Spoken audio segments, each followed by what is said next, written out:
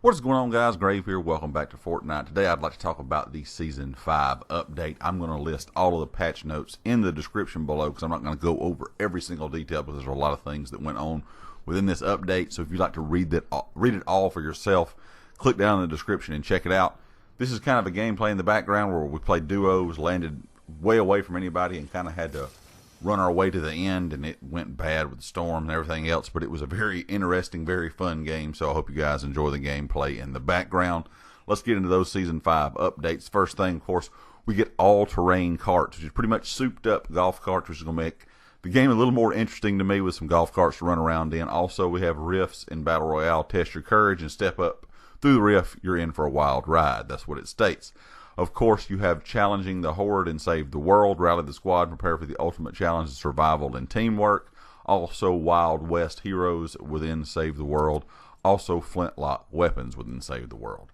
With some general things that were fixed was when invited to a party, the prompt screen in the UI, you can now immediately accept the invite rather than having to open the party finder. The news widget has been adjusted to avoid the need for the scroll bar in most cases. Just some small things like that with the Epic button. Also, the Epic Friends button now appears at the main menu and using a gamepad or Windows or Mac. And of course, just little small things with bugs in UI. Of course, we get into weapons and items. I know that's what a lot of you are looking for mainly when playing Battle Royale. It says shotguns will now indicate how many pellet hits visible within the reticle.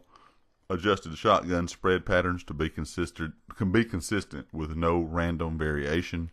Heavy shotgun now fires 10 pellets instead of 5. The maximum damage for the heavy shotgun remains unchanged.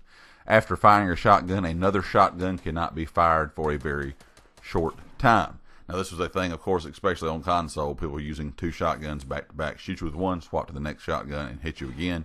Now that's been slowed down even, because it's kind of slow shooting a shotgun now from shot to shot. So I don't know how this will affect a lot of people's gameplay. A lot of people like to use that double pump theory, as they say, 2 pumps in a row. So we'll see how that changes up gameplay. Reduced hunting rifle aim assist when targeting to match the other sniper rifles. Change the damage drop-off profile for the suppressed SMG to be the same as the other SMGs, which kind of disappointing. I really enjoyed that suppressed SMG, and it had a little bit more range to me than the other SMGs.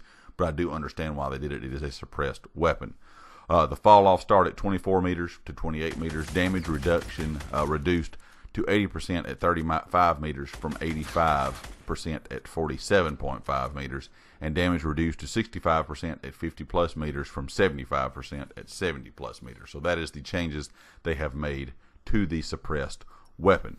Now, there's a lot of other things, guys, that went on, especially big changes to Save the World mode. If you're a Save the World fan, definitely look into those details because there are a lot of things that went on with that. Of course, like we said, we got the new all-terrain car, which has room for the entire squad, by the way, which I think is even a cooler idea.